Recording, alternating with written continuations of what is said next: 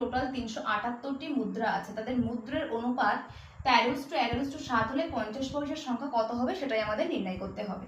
তাহলে এখানে 1 টাকা, 50 পয়সা আর 25 পয়সার যে মূল্যের অনুপাত ভ্যালু 13:11:7 এটা দেওয়া আছে। তাহলে কয়েনের যে রেশিও সেটা কত হয়ে যাবে, 1 টাকা 13 থাকলে 13টি কয়েন হলে তবেই আমরা 13 টাকা পাবো, 22টি 50 পয়সার কয়েন হলে তবেই আমরা 11 টাকা পাবো, এবং 28টা 25 পয়সার কয়েন হলে তবে আমরা সেটা 7 টাকা পাবো।